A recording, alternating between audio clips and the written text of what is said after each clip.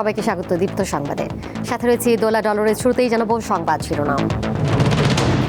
নির্বাচনী প্রচারণায় ব্যস্ত সময় পার করছেন প্রার্থীরা, দিচ্ছেন নানা প্রতিশ্রুতি। 5 আগস্ট চানখারপুলের 6 জনকে হত্যা মামলায় 3 পুলিশ কর্মকর্তার মৃত্যুদণ্ড। গাজীপুরের শ্রীপুরের সন্তান সহ ট্রেনের নিচে ঝাঁপ, ছেলে মেয়ে আর মায়ের মৃত্যু।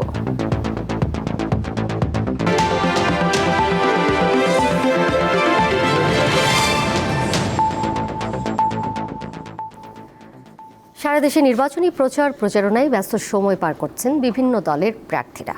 10 দলীয় জোট সমর্থিত চট্টগ্রাম 5 আসনের রিকশা মার্কার প্রার্থী খেলাফত মজলিসের মাওলানা নাসিরউদ্দিন মুনীর নির্বাচনী প্রচারণা চালিয়েছেন। ঠাকুরগাঁয়ে নির্বাচনী প্রচারণা চালান বিএনপি মহাসচিব মির্জা ফখরুল ইসলাম আলমগীর। পঞ্চগড় পৌরসভার বিভিন্ন এলাকার ভোটারদের দ্বারে দ্বারে যাচ্ছেন এনসিপির উত্তরাঞ্চলের মুখ্য সংগঠক ও পঞ্চগড় 1 আসনের প্রার্থী সার্জিস আলম। এ সময় জোটের পক্ষে শাপলাকলিতে ভোট চান সার্জিস। উৎসবমুখর পরিবেশে প্রচারণায় মাঠে নওগাঁর বিভিন্ন আসনের প্রার্থীরা অলি গলি পাড়া মহল্লায় ও হাট বাজারে ছুটছেন তারা। নির্বাচনী প্রচারণার আরও খবর জানবো বগুড়া থেকে। এই মুহূর্তে আমার সাথে যুক্ত রয়েছেন সহকর্মী ববিনুর রহমান। ববিন, প্রার্থীরা কি প্রতিশ্রুতি দিচ্ছেন ভোটাররা কি বলছেন, সার্বিক পরিস্থিতি জানাবেন। নির্বাচনের পরিবেশ নিয়ে কোনো অভিযোগ করছেন কিনা কোনো প্রার্থী? দোলা উত্তরাঞ্চলের গুরুত্বপূর্ণ জেলা বগুড়া। এই জেলায় মোট 7টি সংসদীয় আসন রয়েছে, যার মধ্যে সবথেকে গুরুত্বপূর্ণ যে আসনটি বগুড়া 6। এই আসনে নির্বাচন করছেন, অর্থাৎ ত্রয়োদশ জাতীয় সংসদ নির্বাচনে প্রথমবারের মতো অংশ নিচ্ছেন বিএনপির চেয়ারম্যান তারেক রহমান, এবং তার সঙ্গে প্রতিদ্বন্দ্বিতা করছেন এই আসনে শহর জামাতে আমির আবিদুর রহমান সোহেল। এবং এই আসনে কিন্তু আমরা যেমনটি দেখছি যে তারেক রহমানের পক্ষে নেতাকর্মীরা তারা কিন্তু নির্বাচনী প্রচারণার যে দিন, সেই দিন থেকেই তারা আসলে প্রচারণায় নেমেছেন, এবং উৎসব মুখর বা আমেজ, যেটি নির্বাচনী আমেজ, সেটি আসলে কিন্তু আমরা লক্ষ্য করছি শুরু থেকেই। তবে ভোটারদের সঙ্গে আমরা যেমনটি কথা বলে জেনেছি, ভোটাররা বলছেন যে আগামী ত্রয়োদশ সংসদ নির্বাচন তারা সুষ্ঠু এবং গ্রহণযোগ্যমূলক একটি নির্বাচন দেখতে চান এবং পছন্দের মতো প্রার্থীকে ভোট দিতে চান।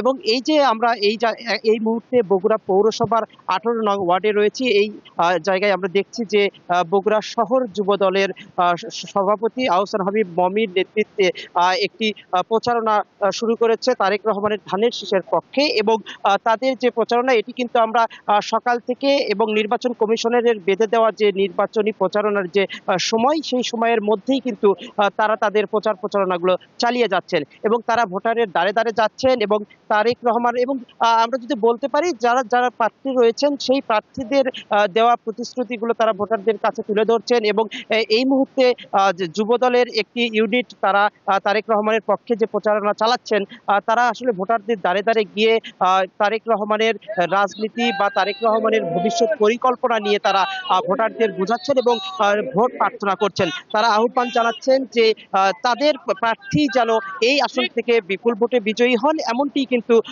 এই প্রার্থীদের ভোটারদের কাছে তারা আসলে বোঝাচ্ছেন এবং ভোট আহ্বান জানাচ্ছেন। এবং এই যে নির্বাচনী প্রচারণার যে আমেজ, সেটি কিন্তু আসলে বগুড়ার 7টি সংসদীয় আসনেই কিন্তু আমরা লক্ষ্য করেছি। এবং সেই সঙ্গে জানিয়ে দিতে চাই আপনাকে যে এই 7টি সংসদীয় আসনে প্রতিটি আসনেই কিন্তু বিএনপি এবং জামাত তারা কিন্তু একক প্রার্থী দিয়েছেন। এবং এই 7টি সংসদীয় আসনের মধ্যে একজন নারী প্রার্থী রয়েছেন, যিনি 62 থেকে তারেক রহমানের বিপক্ষে তিনি নির্বাচনে প্রতিদ্বন্দ্বিতা করছেন, দিলরুবা নুরি। এবং 7টি সংসদীয় আসনের মধ্যে একজন রয়েছেন স্বতন্ত্র প্রার্থী। এবং সকাল থেকে আমরা যেমনটি দেখি যে বিএনপি জামাত সকলেই কিন্তু আসলে ভোটারদের দ্বারে দ্বারে যাচ্ছেন। এবং এই যে বিএনপির যে প্রচারণা তারেক রহমানের পক্ষে এবং 7টি সংসদীয় আসনে যারা প্রার্থী রয়েছেন তারাও যে করছেন, তারা আসলে সকাল থেকেই ভোটারদের দ্বারে দ্বারে যাচ্ছেন এবং ভোটারদের যাচ্ছেন। এই যে হলো আমার কাছে দোলা। আরেকটি বিষয় আপনাকে জানিয়ে রাখি যে সব মিলিয়ে ভোটের রাজনীতি বগুড়ায় জমে উঠলেও শেষ পর্যন্ত আসলে কার দখলে যাবে এই আসনগুলো, সেটি জানতে অপেক্ষা করতে হচ্ছে ভোটের দিন পর্যন্ত। এছাড়াও 7টি সংসদীয় আসনে সর্বমোট ভোটার সংখ্যা রয়েছে 29,81,940 জন। এই ছিল আমার কাছে সর্বশেষ। ফিরে যাব স্টুডিওতে। দোলা। বগুড়া থেকে সরাসরি যুক্ত ছিলেন সহকর্মী ববিনুর রহমান। ত্রয়োদশ জাতীয় সংসদ নির্বাচন ও গণভোট উপলক্ষে অন্তর্বর্তী সরকারের প্রধান উপদেষ্টা ডক্টর মোহাম্মদ ইউনূসের সঙ্গে সেনা, নৌ ও বিমান বাহিনীর ঊর্ধ্বতন কর্মকর্তাদের মতবিনিময় সভা অনুষ্ঠিত হয়েছে। তিনি সশস্ত্র বাহিনীকে নিরপেক্ষতার সঙ্গে দায়িত্ব পালনের নির্দেশ দিয়েছেন। প্রধান উপদেষ্টা দেশের বিভিন্ন প্রয়োজনে সশস্ত্র বাহিনীর গৌরবোজ্জ্বল ও দায়িত্বশীল ভূমিকার কথা উল্লেখ করেন এবং পেশাদারিত্বের সাথে দেশের আইনশৃঙ্খলা বজায় রাখার জন্য সশস্ত্র বাহিনীর প্রতি আন্তরিক ধন্যবাদ ও কৃতজ্ঞতা প্রকাশ করেন। সোমবার সেনা সদরের হেলমেট অডিটোরিয়ামে এ সভা অনুষ্ঠিত হয়।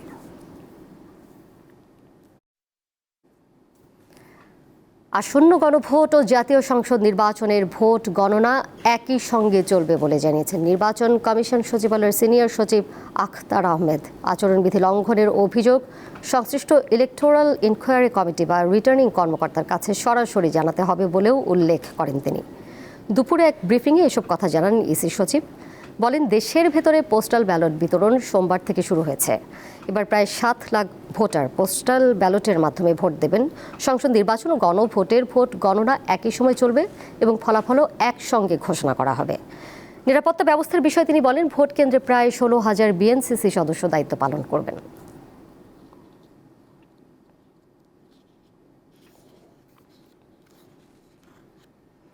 ত্রয়োদশ জাতীয় সংসদ নির্বাচন ও গণভোট উপলক্ষে আগামী 11 ও 12 ফেব্রুয়ারি সারা দেশে নির্বাহী আদেশে ছুটি ঘোষণা করেছে সরকার। একই সঙ্গে শিল্পাঞ্চলের শ্রমিক কর্মচারীদের জন্য আগামী 10 ফেব্রুয়ারি বিশেষ ছুটি ঘোষণা করা হয়েছে।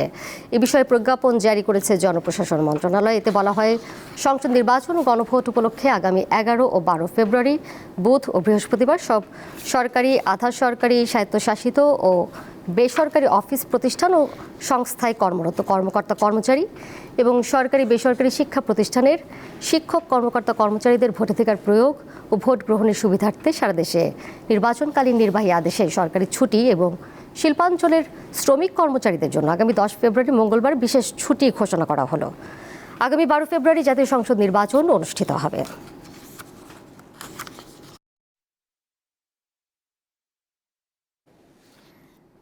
একটি নির্দিষ্ট গোষ্ঠী নির্বাচনী প্রচারণায় আইন ভঙ্গ ছাড়াও সুষ্ঠু পরিবেশ নষ্ট করছে বলে অভিযোগ করেছেন বিএনপির নির্বাচনী পরিচালনা কমিটির মুখপাত্র মাহদী আমিন। রাজধানীর গুলশানে দুপুরে সংবাদ সম্মেলনে তিনি দ্রুত নির্বাচন কমিশনকে এসব বিষয়ে যথাযথ পদক্ষেপ নেওয়ার আহ্বান জানান। ধর্মীয় বিশ্বাস ও আবেগকে ব্যবহার করে দেশের ভোটারদের প্রভাবিত করার যে চেষ্টা, সেটি নির্বাচনের স্বচ্ছতা, নিরপেক্ষতা, অবাধ ও সুষ্ঠু পরিবেশকে মারাত্মকভাবে ক্ষুণ্ণ করছে। আপনারা জানেন, এ ধরনের কর্মকাণ্ড গণপ্রতিনিধিত্ব আদেশ 1972-এর 77(1) ঘ অনুচ্ছেদে সুস্পষ্ট লঙ্ঘন এবং আইন অনুযায়ী অসৎ প্রভাব বিস্তার হিসেবে শাস্তিযোগ্য অপরাধ হিসেবে পরিগণিত হয়। তাই আমরা দ্রুত কার্যকর ব্যবস্থা গ্রহণের দাবি জানাচ্ছি। 2024 সালের 5 আগস্টের পর বিনা অপরাধে কারো বিরুদ্ধে মামলা ও হয়রানি করেনি জামায়াত। বিপরীতে একটি দল চাঁদাবাজি ও মামলা হয়রানি করেছে। দুপুরে কুষ্টিয়ায় নির্বাচনী জনসভায় এসব কথা বলেন জামায়াত ইসলামীর আমির শফিকুর রহমান। নির্বাচনী প্রচারণার 5ম দিনে খুলনা বিভাগে সফর করছেন তিনি। এর অংশ হিসেবে কুষ্টিয়া শহরের আবরার ফাদ স্টেডিয়ামে জনসভায় যোগ দেন জামায়াতের আমির। এ সময় জামায়াতের নেতৃত্বাধীন জোটের প্রার্থীদের বিজয়ী করতে আহ্বান জানান শফিকুর রহমান। আরও বলেন, জামায়াতের এত তালা কেনার টাকা নেই যে ক্ষমতায় গেলে নারীদের ঘরে তালাবদ্ধ করে রাখা হবে। 3 জায়গায় আমরা হাত দেব। যোগাযোগ উন্নত করা, দ্বিতীয় নম্বর হচ্ছে সিন্ডিকেট ভেঙে একদম চুরমার করে দেওয়া, আর তৃতীয়টা হচ্ছে চাঁদাবাজিতে যারা লিপ্ত তাদেরকে আমাদের বুকে টেনে নিয়ে অন্য ভালো কাজে লাগিয়ে দেওয়া। এই 3টা কাজ আমরা সফলভাবে যদি আল্লাহ তাআলার সাহায্যে করতে পারি, আমরা বিশ্বাস করি 1 বছরের ভিতরে বাংলাদেশের মানুষ লক্ষণীয় পরিবর্তন দেখবে ইনশাআল্লাহ। নির্বাচনী প্রচারণার 5ম দিনে খুলনা বিভাগে সফর করছেন জামায়াত ইসলামীর আমির শফিকুর রহমান। কুষ্টিয়ায় জনসভা শেষ করে গেছেন চুয়াডাঙ্গায়, সেখানে জনসভায় এই মুহূর্তে বক্তব্য রাখছেন তিনি। সরাসরি চলে যাচ্ছি সেখানে। প্রয়োজন, আমরা সেই শিক্ষাটাই ইনশাআল্লাহ তুলে দেব আমাদের ছাত্র সমাজের হাতে। যে প্রশিক্ষণ দরকার সরকারি খরচে, সেই প্রশিক্ষণ দিয়ে হাতগুলাকে মজবুত কারিগরের হাত হিসাবে পরিণত করে দেওয়া হবে ইনশাআল্লাহ। শুধু দেশে নয়, বিদেশেও তারা অবদান রাখবে। এইভাবে আমরা আমাদের যুব সমাজকে কর্মমুখী করতে চাই, বেকার বানাতে চাই না। এখন বলবেন যতদিন বেকার থাকবে ততদিন কি হবে? ততদিন তাদেরকে প্রশিক্ষণের মধ্যে ব্যস্ত রাখবো। কারো প্রশিক্ষণ হবে 3 মাসে, কারো 6 মাসে, কারো 9 মাসে, কারো 1 বছরে। যার যতটুকু লাগবে প্রশিক্ষণের পূর্ণ ব্যয় বহন করবে সরকার। আমাদের মেয়েরা লেখাপড়া করবে, উচ্চতর লেখাপড়া পর্যন্ত তাদের সমস্ত লেখাপড়ার ব্যয়ভার বহন করবে সরকার। বলবেন ছেলেরা দুষ করলো কি?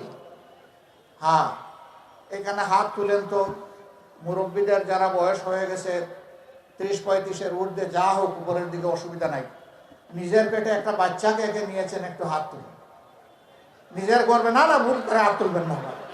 জুসের ঠেলায় 2-3 জন হাত তুলে ফেলছেন। নিজের পেটে বাচ্চাকেও নিতে পারবে পুরুষ? পারবে না। এই বাচ্চা কে নেয়? আমরা কার পেটে ছিলাম 285 দিন? আমরা বের হয়ে কার বুকের দুধ খেয়েছি? আচ্ছা, পেটে তো নিতে পারলেন না, বুকের দুধ খাওয়ানোর সাহস কে কে করে? এটাও নাই। তাইলে মারা মায়েদের জায়গায় অতুলনীয়। যেই জাতি মায়েদেরকে সম্মান করবে সেই জাতির সম্মানের আসন আল্লাহ তাআলা তৈরি করে দেবে। আমরা আমাদের মাদের সম্মান, মর্যাদা এবং নিরাপত্তা গড়ে চলাচলে, কর্মক্ষেত্রে 3 জায়গায় আমরা নিশ্চিত করব ইনশাআল্লাহ। নবীজি বলেছিলেন, কোরআনের ভিত্তিতে যে রাষ্ট্র গঠিত হলো, এই রাষ্ট্রের সানা থেকে 1000 মাইল, 3500 মাইল, একজন তরুণী যৌবনের সমস্ত সৌন্দর্য নিয়ে একা একই রাস্তা অতিক্রম করবে, আল্লাহ ছাড়া সে আর কাউকে ভয় করবে না। আমরা সেই নিরাপদ সমাজ মায়েদের জন্য গড়তে চাই। নবীজি বলেছিলেন, খায়রুল কুরুনি কারনি সুম্মাল্লাযীনা ইয়ালুনাহুম সুম্মাল্লাযীনা ইয়ালুনাহুম। আমার যুগ সর্বশ্রেষ্ঠ, এর পরের যুগগুলা কাছাকাছি। আজকে মাদের রিয়াকশন জানতে চাওয়া হয়, আপনি ভোট দিবেন কাকে? বলে দাঁড়িপাল্লা। কেন? যে আমি তাদের কাছে মায়ের জাতিকে নিরাপদ মনে করি। এক মহিলা পোশাকে আশাকে, তিনি অত্যন্ত আধুনিক, তাকেও প্রশ্ন করেছে, আপনি কারে চান? বলে যে আমি জামাতকে চাই। কেন চান? বলে যে জামাত আসলে দেশটা ঠিক হবে। চুয়াডাঙ্গায় জনসভায় বক্তব্য রাখছেন জামায়াতের আমির ডক্টর শফিকুর রহমান। আমরা সরাসরি সেখানে ছিলাম। 2024 সালের 5 আগস্ট রাজধানীর চানখারপুলে 6 জনকে হত্যা মামলায় 3 জনকে মৃত্যুদণ্ড দিয়েছে আন্তর্জাতিক অপরাধ ট্রাইব্যুনাল 1। মৃত্যুদণ্ডপ্রাপ্তরা হলেন ডিএমপির সাবেক কমিশনার হাবিবুর রহমান, যুগ্ম কমিশনার সুদীপ কুমার চক্রবর্তী ও রমনার সাবেক এডিসি শাহ আলম মোহাম্মদ আখতারুল। এছাড়া পুলিশ কর্মকর্তা ইমরুলের 6 বছর, শাহবাগ থানার ওসি আরশাদ হোসেনের 4 বছর, কনস্টেবল সুজন হোসেন, নাসিরুল ইসলাম ও ইমাজ হোসেনকে 3 বছর করে কারাদণ্ড দেওয়া হয়েছে। দুপুরে মামলার রায় ঘোষণা করা হয়। রায় মৃত্যুদণ্ডপ্রাপ্ত 3 আসামির সম্পদ জব্দের আদেশও দেওয়া হয়েছে। মামলায় পলাতক আসামিরা হলেন হাবিবুর রহমান, সুদীপ কুমার চক্রবর্তী, শাহ আলম মোহাম্মদ আখতারুল ও মোহাম্মদ ইমরুল।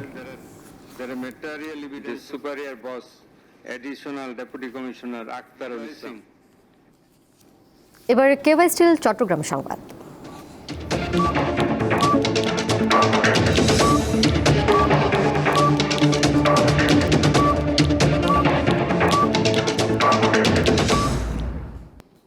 শহীদ ওয়াসিমের পরিবর্তে শহীদ ইসমামুল হকের কবর জিয়ারতের মাধ্যমে চট্টগ্রামে নির্বাচনী পদযাত্রা শুরু করেছে জাতীয় নাগরিক পার্টি এনসিপি। সোমবার সকালে চট্টগ্রামের লোহাগাড়া উপজেলার আমিরাবাদ ইউনিয়নের দর্জিপাড়ায় শহীদ ইসমামুল হকের কবর জিয়ারত করেন এনসিপির কেন্দ্রীয় মুখপাত্র আসিফ মাহমুদ সাজিব ভুঁইয়া সহ এনসিপির নেতারা। পরে সেখান থেকেই পদযাত্রা শুরু হয়। সাংবাদিকদের আসিফ মাহমুদ বলেন, শহীদ ইসমামুল হকরা যে কারণে জীবন দিয়েছেন, আগামী নির্বাচনের মাধ্যমে সেই স্বপ্নের বাস্তবায়ন হবে। গাজীপুর মহানগরীর পুবাইল বাজার লেভেল ক্রসিংয়ে 2 শিশুসহ 1 নারী ট্রেনের নিচে ঝাঁপ দিয়ে আত্মহত্যা করেছেন। সোমবার সকাল 11টার দিকে ব্রাহ্মণবাড়িয়াগামী তিতাস এক্সপ্রেস ট্রেনের সামনে ঝাঁপ দিলে ঘটনাস্থলেই নারী ও তার সঙ্গে থাকা 2 শিশুর মৃত্যু হয়। নিহত শিশুদের একজন ছেলে ও একজন মেয়ে।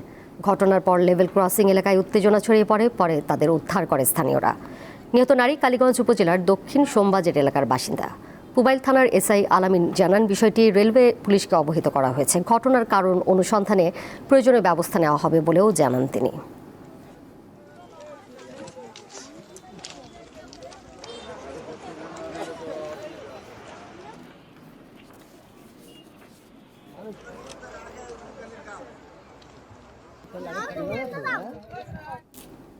এবার আন্তর্জাতিক প্রসঙ্গ। ফিলিস্তিনের গাজা ও মিশরের মধ্যকার রাফা সীমান্ত ক্রসিং সীমিতভাবে খুলে দিতে রাজি হয়েছে ইসরায়েল, তবে শর্ত হিসেবে গাজায় থাকা শেষ জিম্মির মরদেহ ফিরিয়ে দিতে হবে বলে জানিয়েছে তারা। গত বছরের অক্টোবরে গাজায় যুদ্ধবিরতি কার্যকর হলেও রাফা সীমান্ত ক্রসিং দীর্ঘদিন বন্ধ রয়েছে এবং এতে করে মানবিক সহায়তা প্রবেশ প্রায় স্থবির হয়ে পড়েছে। সংবাদ মাধ্যম আল জাজিরা জানায়, যুক্তরাষ্ট্রের বিশেষ দূতরা বিভিন্ন সময় ইসরায়েল সফরে গিয়ে রাফা ক্রসিং খুলে দেওয়ার জন্য চাপ দেওয়ার পরিপ্রেক্ষিতে রোববার ইসরায়েল সম্মতি জানায়। গাজার স্বাস্থ্য মন্ত্রণালয়ের তথ্য অনুযায়ী যুদ্ধবিরতি কার্যকরের পরও ইসরায়েলি বাহিনী চুক্তি লঙ্ঘন করেই চলেছে। এই সময় অন্তত 484 জন ফিলিস্তিনি নিহত এবং আরও 1321 জন আহত হয়েছেন।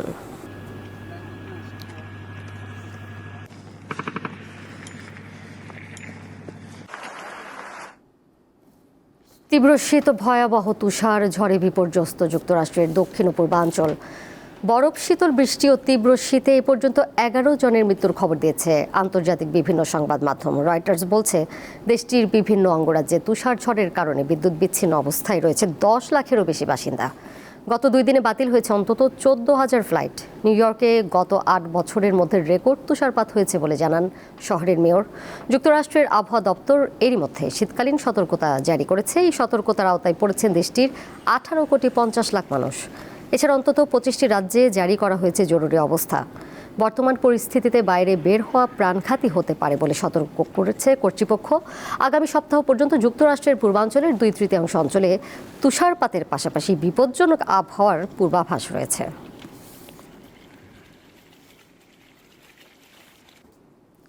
ফিলিপিন্সের দক্ষিণাঞ্চলীয় প্রদেশ বাসিলানে যাত্রীবাহী ফেরি ডুবে অন্তত 15 জনের মৃত্যু হয়েছে। এখনও নিখোঁজ আছেন কমপক্ষে 28 জন। ফেরিটিতে 350 জনেরও বেশি যাত্রী ছিল। স্থানীয় সময় সোমবার ভোরে ফেরিটি বাসিলানের জাম্বুয়াঙ্গা শহর থেকে পার্শ্ববর্তী মিন্দানাও প্রদেশের জোলো দ্বীপে যাচ্ছিল, কিন্তু যাত্রা শুরুর কিছুক্ষণের মধ্যেই সেটি ডুবে যায়। কোস্টগার্ড জানিয়েছে, পর্যন্ত কমপক্ষে 301 জনকে জীবিত উদ্ধার করা হয়েছে। দুর্ঘটনার কারণ এখনও জানা যায়নি।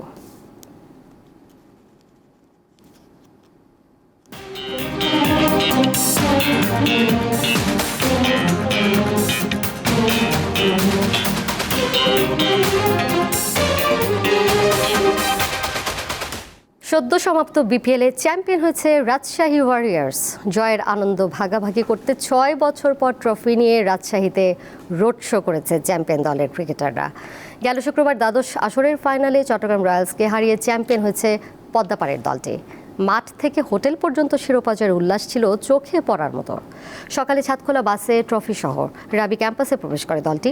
বিশ্ববিদ্যালয়ের কাজলা গেট দিয়ে ঢুকে প্যারিস রোড ও জোহা চত্বর প্রদক্ষিণ করে চ্যাম্পিয়নরা। এই সময় টিম বাসের সামনে ও পেছনে দেখা যায় শিক্ষার্থীদের জনস্রোত। আজকের মতো খুশি দিন আমাদের আর কোনো নেই, ঠিক আছে? আজকে আমরা অনেক অনেক হ্যাপি। প্রথম থেকে আমরা সাপোর্ট করে গেছি রাজশাহী। আমরা চাই রাজশাহীতে এই টিম আরো দীর্ঘদিন ধরে থাকুক। নির্বাচনের পর দেশে আন্তর্জাতিক রাগবি টুর্নামেন্ট আয়োজন করতে চায় ফেডারেশন। ভারত ও পাকিস্তানকে ঢাকা স্টেডিয়ামে ত্রিদেশীয় টুর্নামেন্ট আয়োজনের পরিকল্পনার কথা জানান ফেডারেশন কর্মকর্তারা। পাশাপাশি দেশে রাগবি খেলাকে আরও নিয়মিত করার লক্ষ্যে এশিয়ান রাগবির বিভিন্ন প্রকল্প বাস্তবায়নের কথা জানান কমিটির সদস্যরা।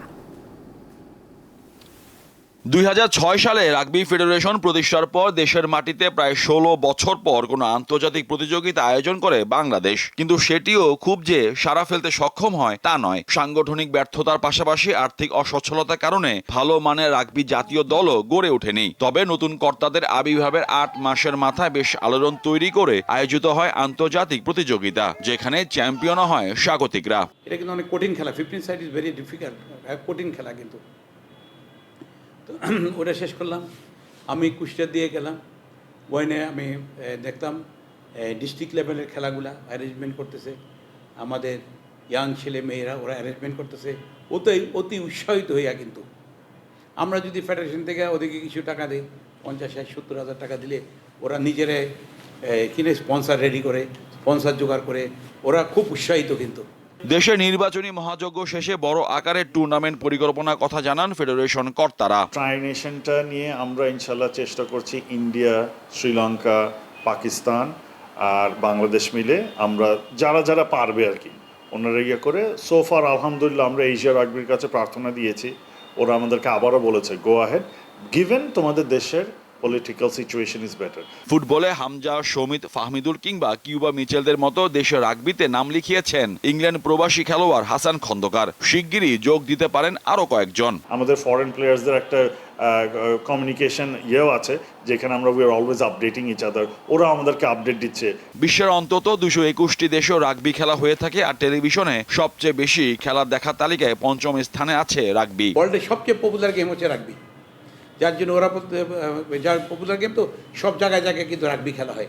আমি এটাকে অনেক উপরে তুলবো। আমি এই যে ন্যাশনাল খেলাটা হবে ফেব্রুয়ারি এন্ডে, এরপর মেয়েদেরটা করবো, এরপর আমরা ইন্টারন্যাশনাল খেলাতে আমরা চলে যাবো। ইন্টারন্যাশনাল খেলা আমরা ইন্টারন্যাশনাল খেলার জন্য অনেক দেশ কিন্তু আমাদেরকে অনেক নক করতেছে, কিন্তু আসো তোমরা প্লেন দিয়ে ভাড়া নিয়ে চলে আসবে, থাকা খাওয়া সব আমরা দিব। কিন্তু শুধু কথার ফুলঝুরি নয়, এবার পরিকল্পনার সাথে কাজের বাস্তবায়নে রাগবির উন্নয়ন দেখাতে চান সংশ্লিষ্টরা।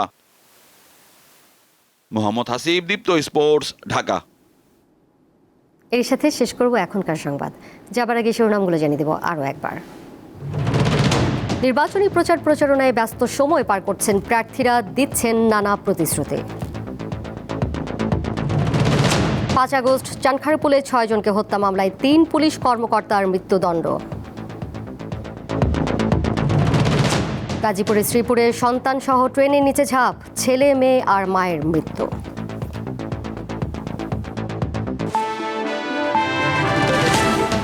এই ছিল এখনকার মতো। পরের সংবাদ দেখবেন সন্ধ্যা 6:40 এছাড়াও আরও তথ্য এবং বিনোদনের নানা খবর জানতে যুক্ত থাকুন দীপ্ত ডিজিটাল প্ল্যাটফর্মে। ধন্যবাদ সবাইকে এতক্ষণ সাথে থাকার জন্য।